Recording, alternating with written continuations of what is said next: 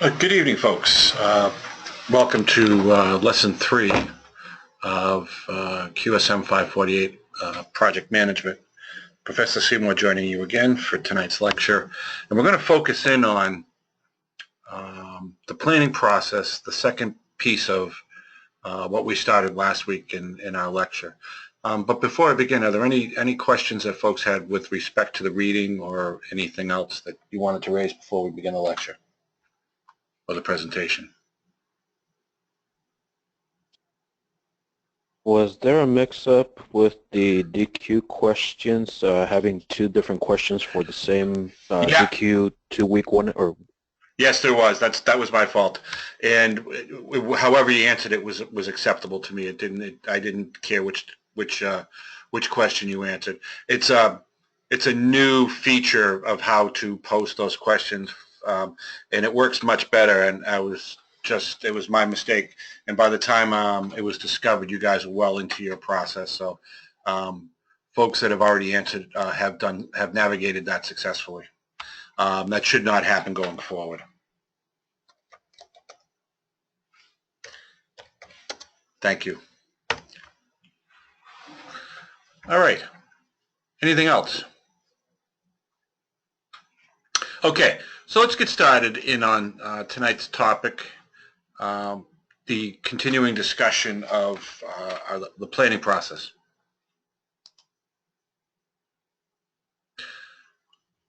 So again, we want to look at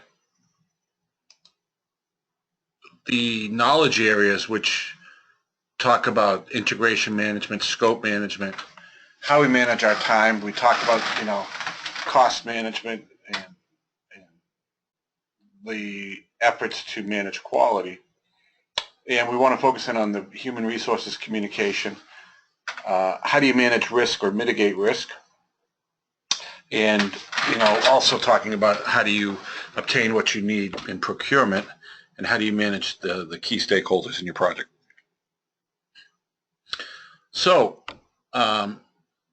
tonight, with respect to managing a project, the areas in the next slide that are in green are what we're going to cover tonight, which is the focus on quality communication, procurement, managing change, talk about cost, the HR piece to this, and configuration. And as you recall, last week we talked about work breakdown, structure and scheduling, how you manage stakeholder requirements, working through the scope of a project, and how do you mitigate risk. So let's jump right into tonight's areas that we want to cover. So with respect to the project management processes, tonight we want to look at the human resource planning strategies that would be necessary. How do we estimate cost and develop a budget for our plan? In procurement plans, how do we obtain what we need? And what's our comms plan? What's our strategy to effectively put the appropriate information in the right people's hands at the appropriate time in a way that's useful, purposeful, and will aid in the progression toward completion of our project? And what are some of the quality focus factors that we need to plan for as well? And then you will move on later on into the monitoring control phase. How do we execute the actual doing of the project, and how do we circle it to closure and bring it to its final completion? So when we're looking at human resource planning, we want to look at who's responsible for what are the vertical relationships reporting, maybe what are also sometimes even more challenging, what are some of the horizontal relationships that exist within larger projects, and ultimately who's responsible for which aspects of the project and make sure that that's clearly defined well in advance so that everybody has an understanding. So if accountability questions raise their head somewhere in the journey of the project, if deadlines are not being met, we want to make sure that all of this work is done in advance and it's clear and what the expectations are.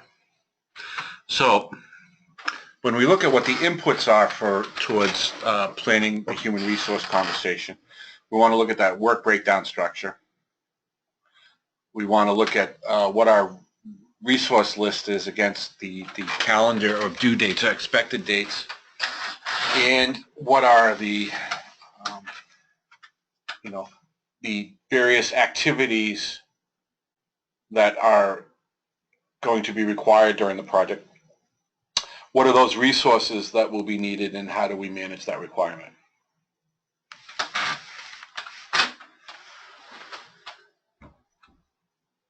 So in using the following tools will help us to accomplish these tasks. Identify internal org charts. We'll talk about RACI in a little bit. What does our staffing charts or matrix look like? What is the skill makeup or the skill mix of our team or people that are available to us? And using a matrix called resource assignment, how do we assign to whom which task and who's responsible for what with respect to those assignments? And that all comes together to form our HR plan. So again, we take the inputs that we talked about. We'll talk about some new tools this evening, and the outcome of that will be our developed HR plan in support of our overall project. So we talk about RACI, or we're talking about our responsible. Who is or will be doing the task? What individual, what team of individual, what group? Who would be assigned to work on this task as well? So we want clearly delineated responsibilities. This is very, very important so that there's no risk of misunderstanding. There's no risk of deflection of responsibilities. Clearly defined who's doing what and who will be assigned at what point to do what. Then we focus in on the level of accountability. Who's responsible? If this doesn't go correctly, whose head will roll? That could be a group, could be an individual.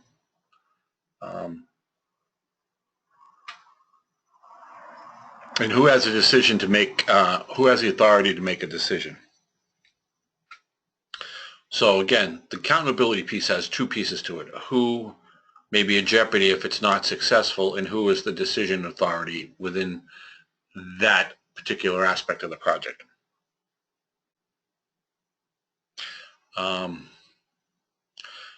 Who should be consulted? Who has information that will be useful and helpful about the task at hand?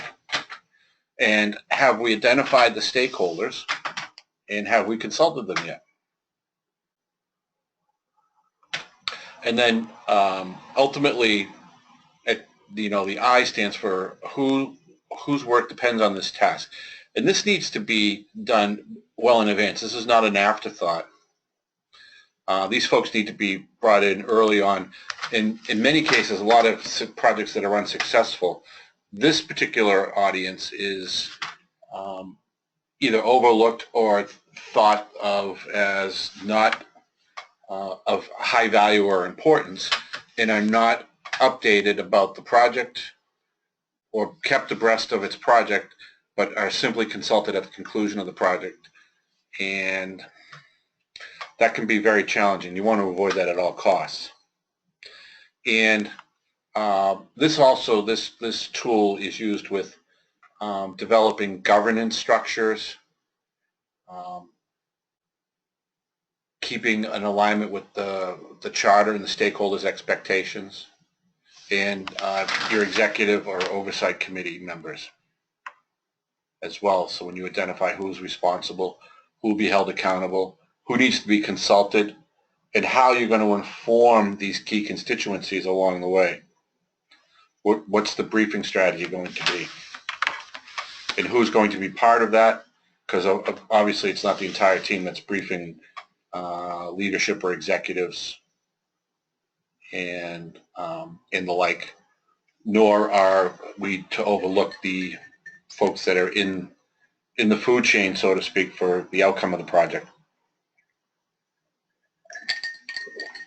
Making sure that they are brought into the conversation early, appropriately, and kept updated along the journey, and consulted post-project to ensure that the outcomes are where you expect them to be and they're meeting the needs.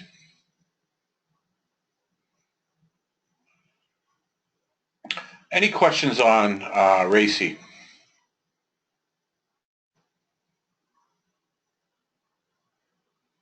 If it's done well, it will serve you in ways that are immeasurable to avoid challenges and difficulties further down the line in your project.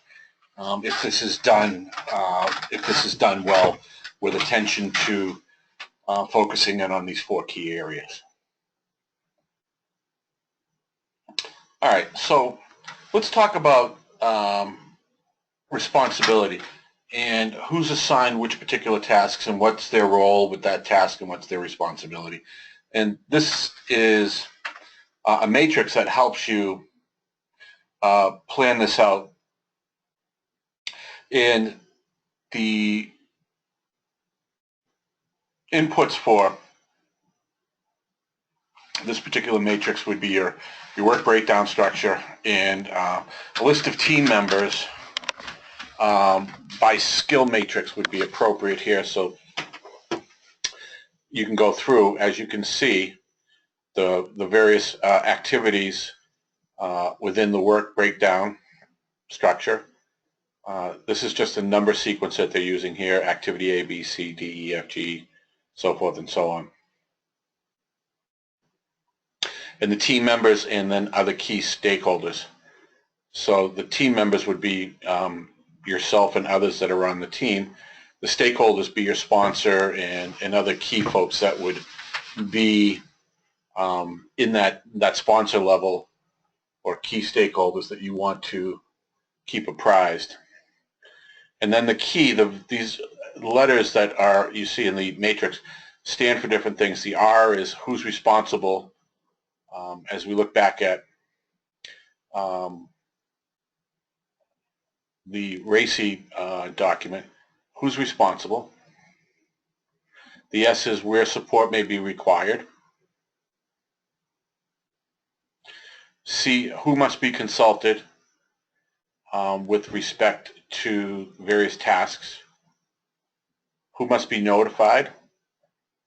The A stands for who has approval over that particular set of tasks or task activity. And if we are using a gate reviewer, who is ultimately responsible for sign off and moving on to the next aspect of the project. So this is just a clean way of identifying and looking at the various assignments and the various activities and who's responsible for what. So as you can see, some of the activities have a little bit more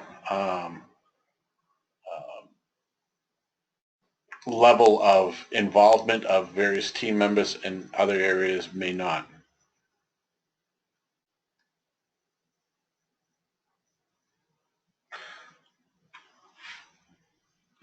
So one of the other aspects of looking at a project is what are the dynamics of the team, and you need to be aware of that, and what might be some of the situational leadership styles that would be necessary and acquired and appropriate or required across the life of a project cycle.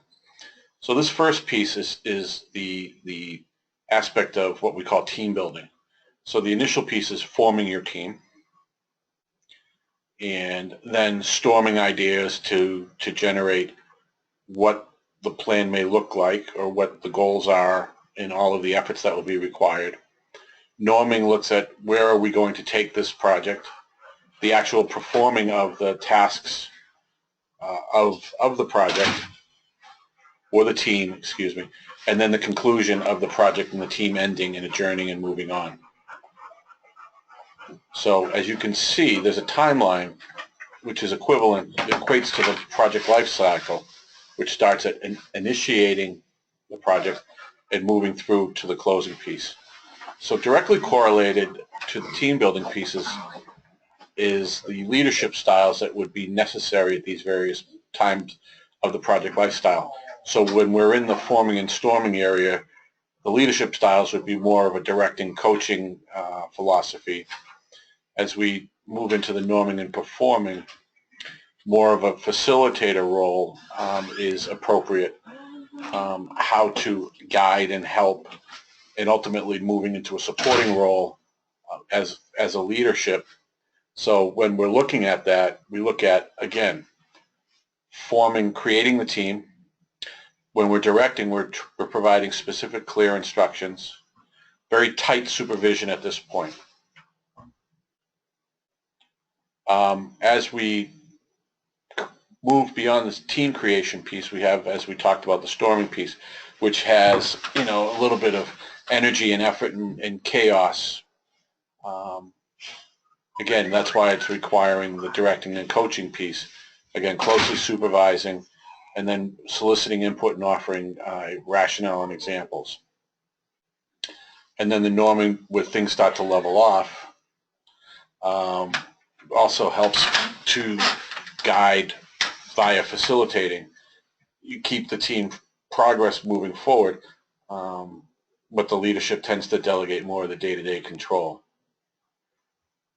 And as the team disbands, the supporting role makes sure that as they conclude, that the motivation that's needed to complete all of the outstanding objectives is met before the end of the project. So as you can see, the team building and leadership styles, as outlined here in the project lifestyle, go hand in hand at the appropriate places in the project life cycle. Any questions on that?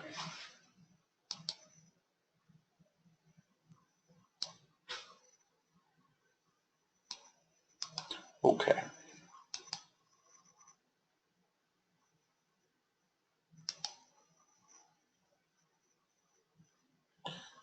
Some of the other related items and additional needs that may arise as you look at managing a project. If you do not have sufficient enough team resources, do you need a recruitment plan? Is there gaps where training and development of team members as they become part of the team in this particular project is necessary and required? What's the appropriate level of maybe as you begin the forming of teams and maybe moving into the storming, what are some of the team building activities that may be useful and supportive of developing your team? And how are you going to evaluate team dynamics? You know, also amassing the skill matrix of the members of the team is incredibly valuable. So you know who can help where and what skills they have and where to best use those in the life of the project. Again, evaluation reports, the key open door policy, and realize this is obviously a problem-solving process throughout the journey and life cycle of a project.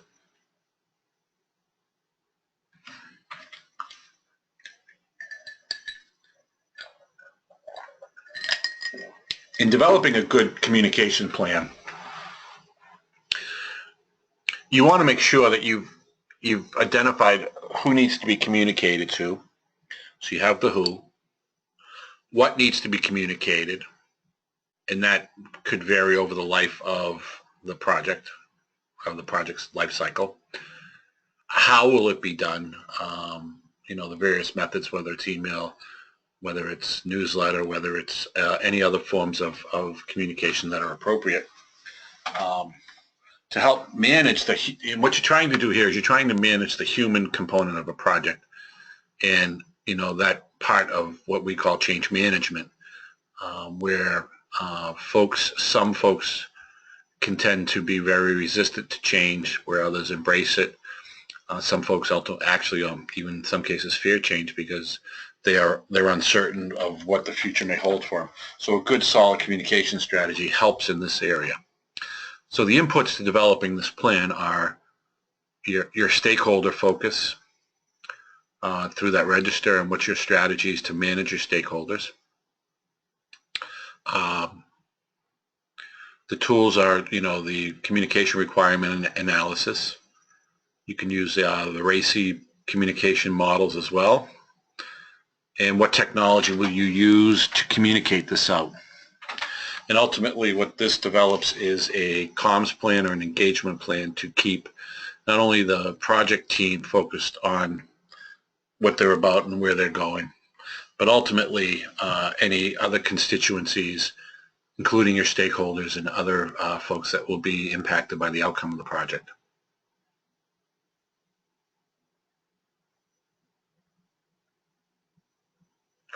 So with the comms plan, project managers spend a lot of time in the communication process. And this is one of the most important parts of focus in project management.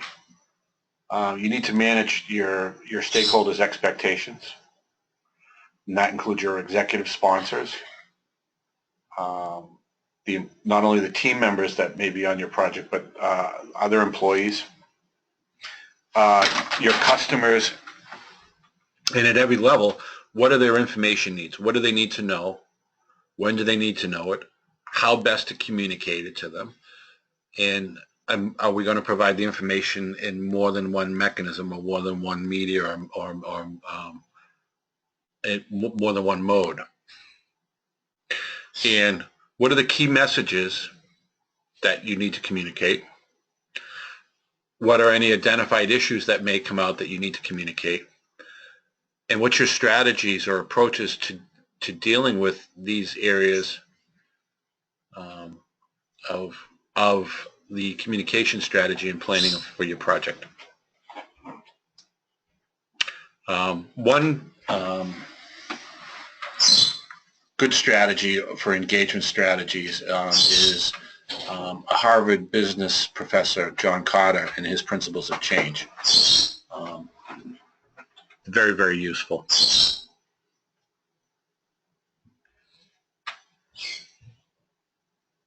So when you look at the various ways in which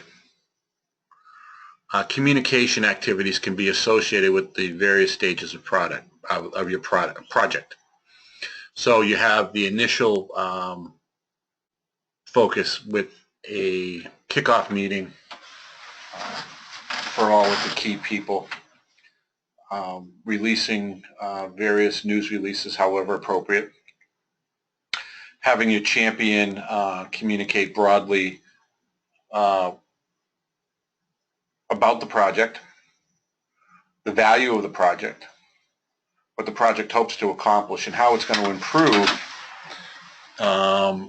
the work life or the output or the what's being delivered to customers. So again, that initial kickoff is incredibly appropriate. And then as you're executing the various stages of your project, you want to have in-progress news, whether that's newsletter, town hall, blog, brown bag lunches, social media. It's good to have this in multiple facets. And so that folks need to see it, in our organization where we're in healthcare, and it's a lot of times screensavers and We have banners that go through our internet homepage that keep people apprised of what's going on, particularly in our larger projects. There may be a portal location on companies' websites where they can get the latest information about the project.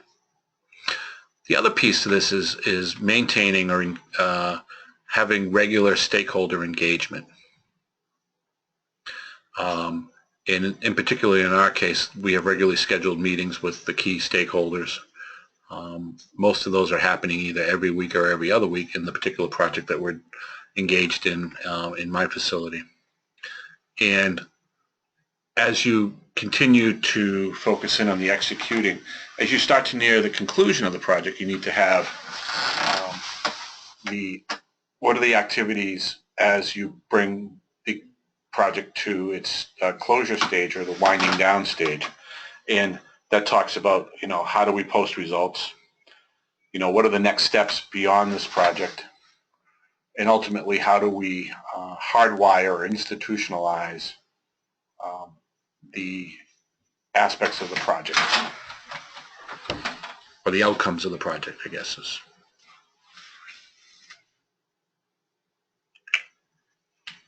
So again, some of the other plans and other items that you may want to use, our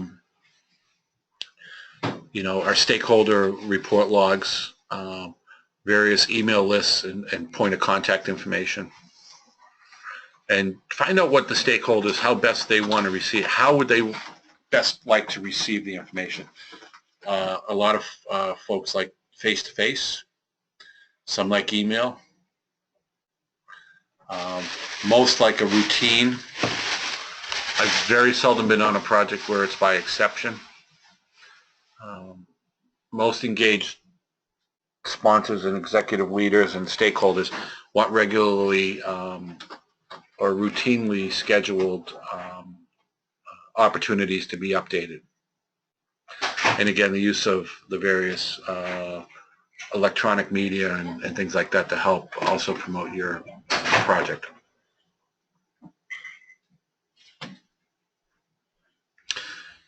Look at some of the ways in which your project team can be focused with its communication. Templates. Again, branding is important. What's the SharePoint's another way of looking at how to put things out there with naming protocols, folder management, version control, because in a project a lot of times versions change multiple times for various key documents and things like that. Again, we talked about what are the meeting requirements, what kind of status reports are necessary and required, and how will they be promulgated to the key constituents. And with respect to external customers, what's the primary point of contact with the client? If things are going wrong, what's the route for customers or clients to bring to your attention issues and so forth in that in those particular areas. Any questions on the comms piece? So again, we're looking at the initial notification. We're looking at what we want to do as we execute. And then as we near the end of it, what's our closure process of how we're going to do that? Again, what mechanisms are we going to use to make our communications? Making sure that the communication strategy is project or team focused,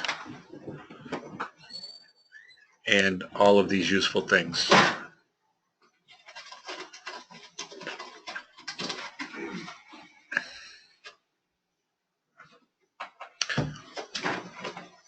So,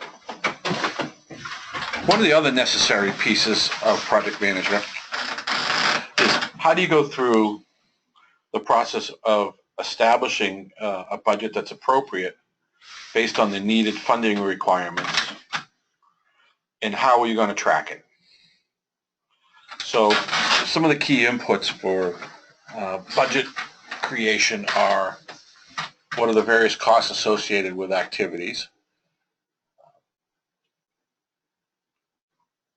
what is the baseline or the scope baseline, what amount of time or how long is the project, what's its schedule, looking at your resource list to accomplish the project, what does that look like, and contracts. That could be for supplies, it could be for consultants to help you with your project, it could be backfilling staff because you've got to dedicate certain resources to the project. And some of the things that we use there are estimation tools and resource analysis. And then ultimately what comes out of the budget process is our cost performance baseline and our necessary funding requirements, ultimately leading to a budget request to fund the project. So let's look at some of the cost categories that we would look at. So what are some of the direct costs? So those could be labor, logistics and travel are not included in direct costs. They're more of a varied cost or an indirect cost. So some of the indirect costs could be utilities, software, training that needs to be purchased. Some of the variable costs could be materials that are required, supplies, and in many cases renting of equipment or hiring of consultants, auditors, whatever it might be, would be potentially within the fixed cost arena.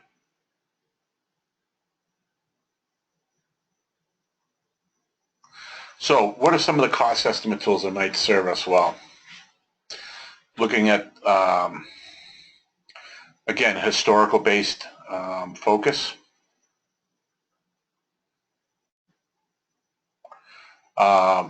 We can use some various metrics for estimating cost. You know, for example, the cost of a 400 square foot room is $4,000. Zero-based estimating, where you start at zero and you look at everything as it is incremental through the life of the project. We talked earlier about the 3-point, you know, optimistic, you know, the midline and the pessimistic divided by 3, and then the PERT, which is the optimistic times 4 plus 4 times the mid plus the pessimistic divided by 6. And you want to make sure in your estimation that you look at some sort of analysis for contingency. It's always good to have contingency in there so that you have a little bit of leeway should you need it in the project.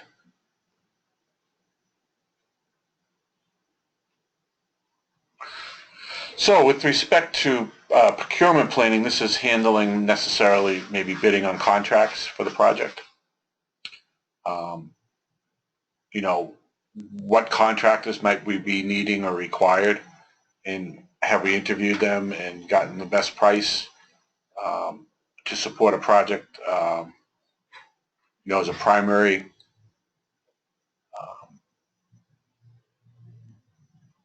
source for the project, or maybe they're subcontractors within a specific aspect of the project. And the necessary need to know the contract requirements for any of this extra effort that may be needed in the procurement area is very important for budget development.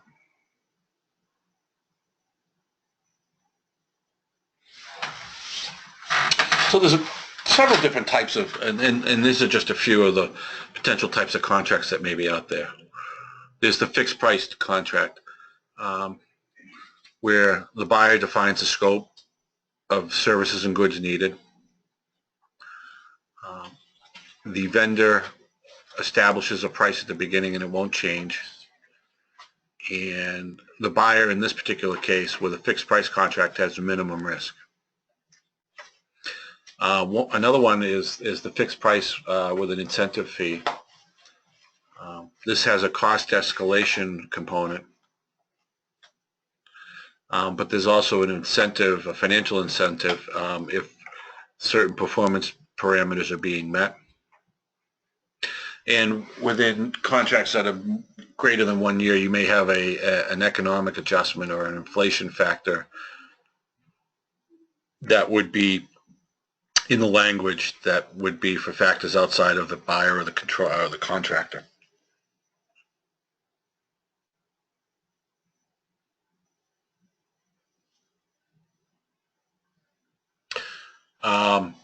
Another way to look at it, a few more contracts here, could be cost plus the fixed fee,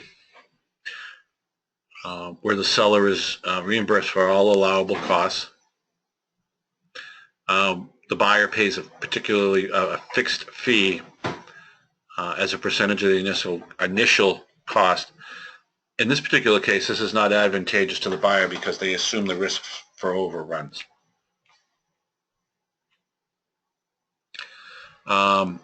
Cost plus an incentive fee, you can see the seller is paid an incentive fee, and overruns or benefits are usually split by some ratio. And again, the award fee, and then the final one is more of a hybrid with time and material. This is a lot of time when you're contracting for human resource kind of things. This also may be useful when a scope of work hasn't been fully developed.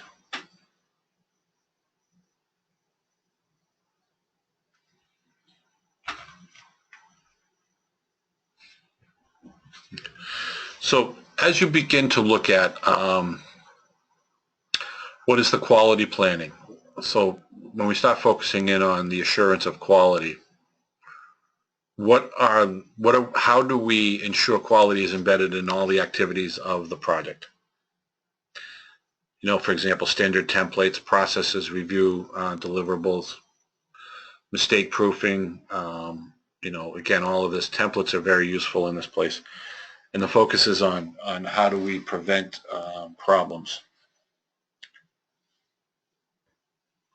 And quality control is focused on making sure that the compliance of various requirements are met, and focusing in on detecting and correcting defects.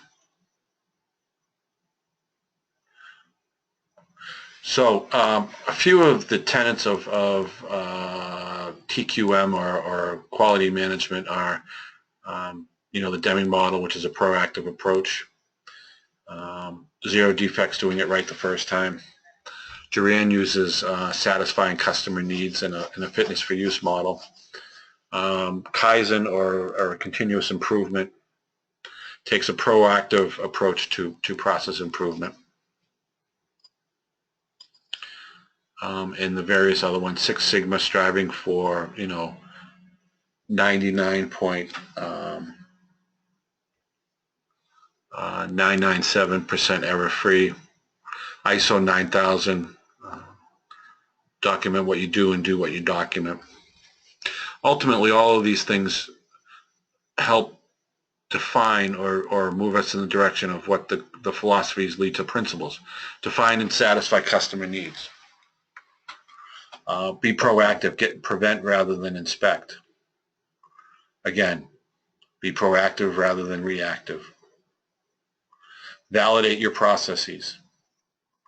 How do we measure? We measure against approved standards or appropriate standards. Seek to continuously improve and take responsibility and accountability for one's actions.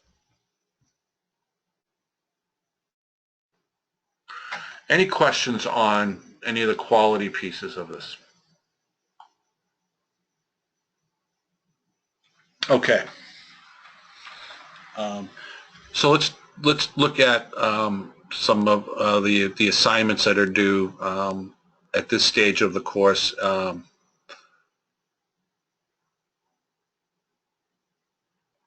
So this assignment talks about the project manager or black belt role responsibility in balancing, this is an individual assignment, balancing cost, quality, scope.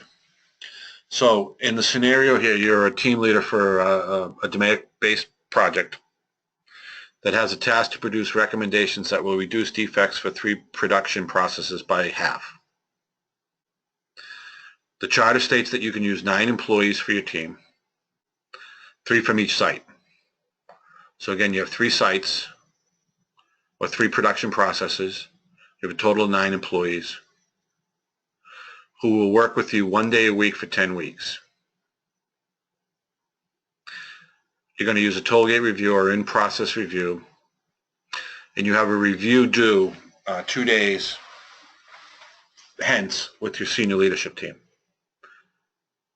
You have a problem, however. Your team is only at 50% of the required necessary work with the measure phase, and your milestone schedule indicates you should be finishing up your analyzing phase by now. You're about 10 days behind where you should be. What I want each of you to do is describe your plan. How do you get them back on track?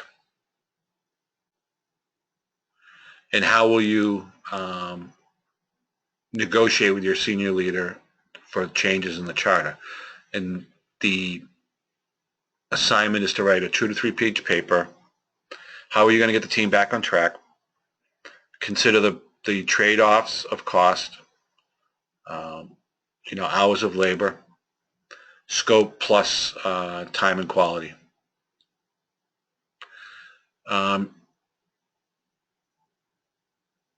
Your paper should include an introduction paragraph summarizing your situation. Provide at least 2 options with pros and cons for each approach. And then in the final paragraph, provide your recommendation and the reasons why you're making that particular recommendation. So the paper is 2 to 3 pages. You're going to have an introduction. You're going to make at least 2 options contained within the paper, the pros and cons of each of those approaches, and then what's your recommendation, and summarize the reasons for making that particular recommendation. Everybody understand the assignment? And this is an individual assignment.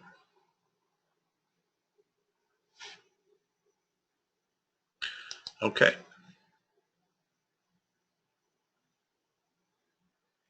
Assignment 6 is your QA/QC slides, which will be due by week 5. This assignment is not about the champion's QA/QC procedures, but your team. All right. So how will you ensure all academic and champion-related deliverables are being delivered error-free and on time? What quantitative metrics will you use to evaluate your team's dynamic progress and overall achievement, i.e. how will we error-free timely assignment submission progress against milestones? And again, this is 3 slides, and this is due by week 5. Again, this is with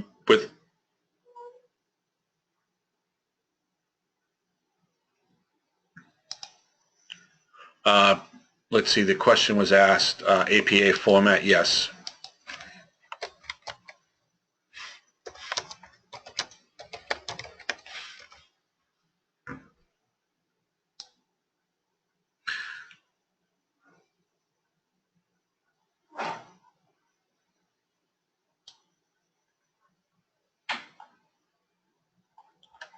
All right, let me just put this back up. And this is APA format. Obviously, the slides for the APA format for the individual assignment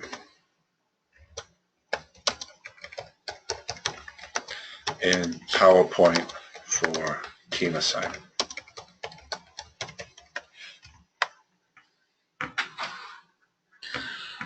Everybody understand? Okay.